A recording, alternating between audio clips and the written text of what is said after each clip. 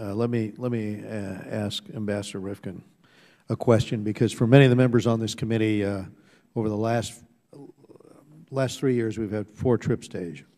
And if the members could focus on this for a minute, one of the things that we have found is that a typical Southeast Asian country imposes tariffs that are 5 times higher than the U.S. average.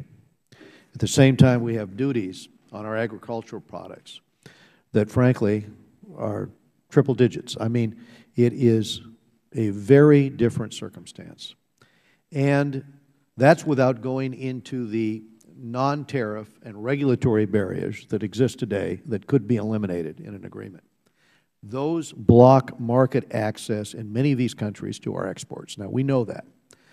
So the United States already has among the lowest tariff rates in the world. So the one compelling argument here, the first argument made by TPP advocates, is that if it doesn't pass, that means that a lot of these goods from Southeast Asian countries, well, they'll keep selling them in the United States, and we can't effectively sell to them.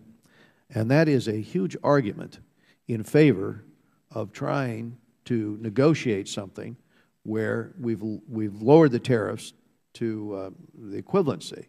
So what specific role would TPP play in lowering tariffs, increasing jobs here in the United States, strengthening our exports, deepening our production networks? And I'd ask that of you, the Ambassador. Thank you, Mr. Chairman, for the question.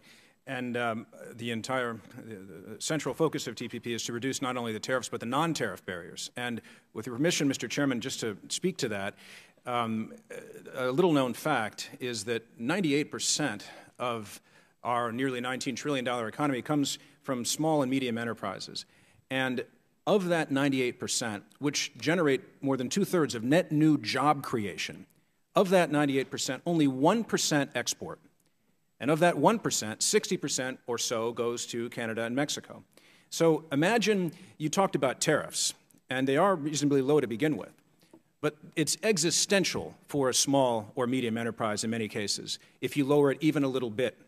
And the other benefit is that I used to be the CEO of a number of small and medium enterprises. I know what it's like to meet payroll. You're a Californian. I'm in California, Southern California. Mm-hmm. And I got to tell you, it's a pleasure to have business experience and to have a chance to serve in policy in the U.S. government, because I know what this can do for the entrepreneur, the 28 million of them that exist in the United States.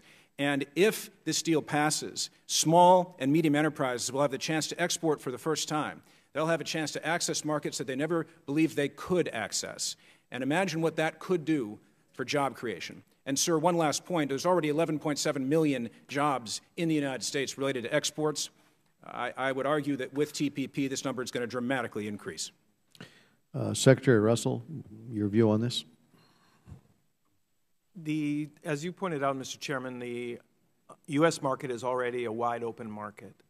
The countries that I deal with in East Asia are asking themselves if the growth of China's economy means that ultimately there is only one game in town. There has been a proliferation of so-called free trade agreements in Asia, but none of them reflect a high standard or genuinely open markets. These are, by and large, least common denominator agreements. In order to create choices for our Asian partners, in order to allow for economic diversity, and in order to hedge against the risk of economic coercion or economic retaliation, linking these countries to a high standard free trade agreement with the United States, TPP, not only opens their markets, it gives them choices. I would also add, respectfully, Mr. Chairman, that there are tremendous non-trade benefits to the agreement that mean a great deal to us as Americans and to the region in terms of the environment, in terms of labor and labor standards, in terms of an open internet and the free movement of data and ideas across borders. This agreement, even if it weren't an agreement that opened markets and lowered tariffs, brings tremendous benefits to the United States. Well, then I guess my follow-up question on that would be, how would the future look of the Asia-Pacific region if the future includes the passage of this, if it includes a U.S.-led rules for trade, basically, versus an alternative model? What would you see play out? Well, Mr. Chairman, the anxiety that I regularly hear from my interlocutors in Asia, as I mentioned in my statement, is that the United States' best days are behind us, and that is simply not true. The proof point in the eyes of so many of our Asian friends is whether we remain committed, whether our economy grows, and whether we stay engaged, present, active, and accounted for in the Asia-Pacific region. And many of them, to be frank, Mr. Chairman, look on TPA and TPP as the telltale, the litmus test, the bellwether of both our ability to get things done in Washington and our determination to remain active in the region. This has a strategic and symbolic importance above and beyond all the practical benefits.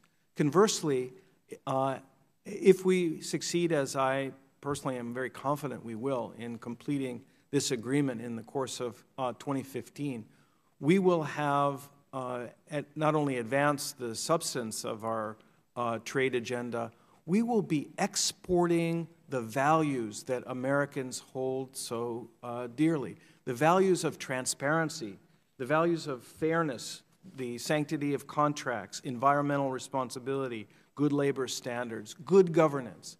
Those are values that the region cherishes. They want us there, and they want us to lead.